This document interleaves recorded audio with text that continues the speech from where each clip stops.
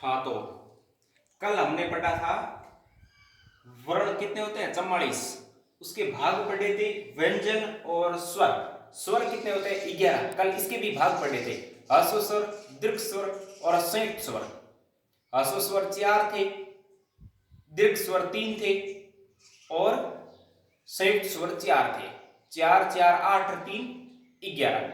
आज हम पढ़ने जा रहे हैं व्यंजन। व्यंजनों की संख्या होती है 33। 33 कैसे कैसे होती है वो मैं आज आपको बताऊंगा। और उसके साथ ही स्वर व्यंजनों के भाग कौन कौन से, मतलब कौन से व्यंजन को क्या कहते हैं, इसके अलग अलग प्रकार बताऊंगा मैं आपको। कौन से व्यंजन को क्या कहते हैं, कौन से व्यंजन के नीचे बिंदी लगती है उसको क्या पढ़ते हैं, मैं टोटल डिटेल आज आपको बताऊंगा।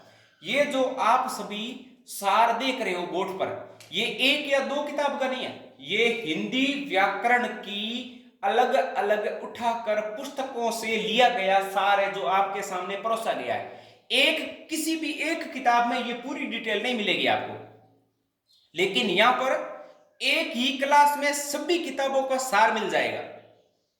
मतलब ये देखने के बाद इस टॉपिक पर आपको किसी भी किताब को उठाने की जरूरत नहीं पड़ेगी। इसीलिए आइए शुरू करते हैं। व्यंजन, व्यंजन कहते किसे, इसकी परिभाषा देखो। वे ध्वनियां जिनका लेखन स्वतंत्र पर उच्चारण के लिए स्वरों की आवश्यकता होती है। इसका मतलब ये हुआ कि व्यंजन क्या होता है कि हम उसको बोल तो स्वतंत्र सकते हैं लेकिन लिख नहीं सकते।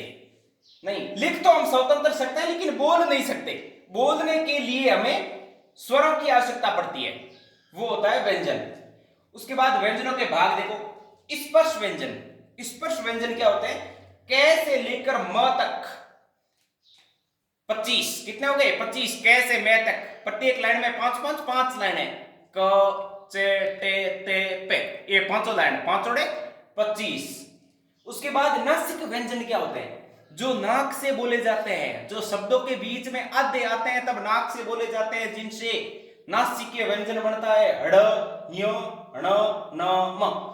दूसरी बात ध्यान रखना, नासिक व्यंजन में ये जो हड़े के नीचे ये बिंदी लगी हुई है, ये हमेशा बंद नहीं होती है, गहरी नहीं होती है, ऐसे ये नहीं होती है, ये गलत है, ये खुली होती है। ये भी 5 है। उसके बाद अंतस्थ व्यंजन। अंतस्थ व्यंजन 4 होते हैं, य र ल व। कौन कौन से होते हैं, य र ल व। याद रहेगा, ये दोनों याद रखने बहुत ही ज्यादा जरूरी है, अंतस्थ और उष्म। इन दोनों में आप कंफ्यूजन भी हो जाता है। उष्म व्यंजन क्या होता है, देखो स स स ह, से वाली लाइन है वो उष्म होती है, ऐसा नहीं आता। उसमें मतलब जो हवा बोलते टाइम बाहर की ओर निकलती है, स।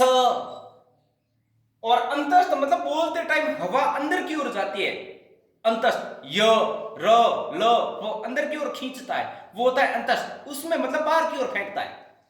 तो ये ऐसे याद नहीं रही कोई बात नहीं।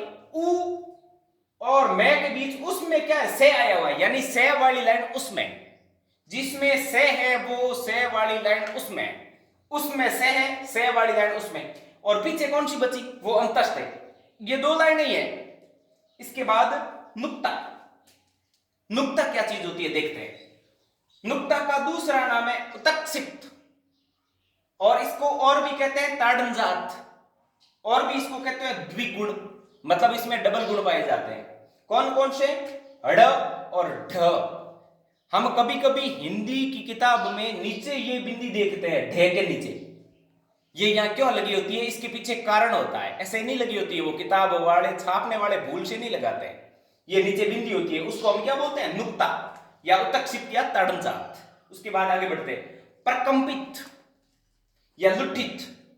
रे जो होता है क्या के गड़म रे, उसको प्रकंपित या लुठित कहते हैं। एग्जाम में ऐसा पूछ सकता है, निम्न में से प्रकंपित या लुठित कौन सा है।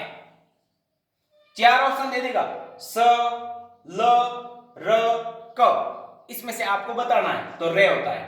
उसके बाद आता है संयुक्त व्यंजन। स्वर भी 4 थे संयुक्त, ए आई ओ औ, और यहां व्यंजन भी 4 है। कौन से, क्ष से क्षत्रिय, त्र से त्रिशूल, ज्ञ से ज्ञानी बाबा, से श्री। ठीक है, किस किस से मिलकर बनते हैं आइए बताते हैं। से बनता है क कबूतर, और दूसरे से षटकोण वाले से क पूरा होता है, से आधा होता है। त्र में ते आधा रे पूरा।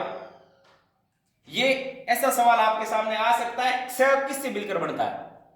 क प्लस से, क प्लस दूसरा से, क प्लस तीसरा से। ये आपको ध्यान रखना है। उसके बाद ज्ञ, ज्ञ किससे बनता है? जे और य से। उसके बाद श्रे, से और रे से। उसके बाद पारसिक व्यंजन जो ले होता है। उसके बाद होता है वत्सरीय, वत्सरीय यानी मसूड़ा। मसूड़े से कौन कौन से बोले जाते हैं? देखिए स, ज, न, ल, र। ऐसे याद नहीं रहेगा, याद रखने का तरीका मैं बताता हूं। सजन लर, सजन एक व्यक्ति का नाम है।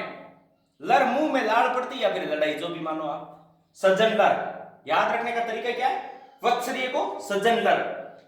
उसके बाद है कक्कलीय स्वर, स्वर यंत्री मुखी जिसे कहते हैं। ये एक ही है। जय हिंद, जय भारत।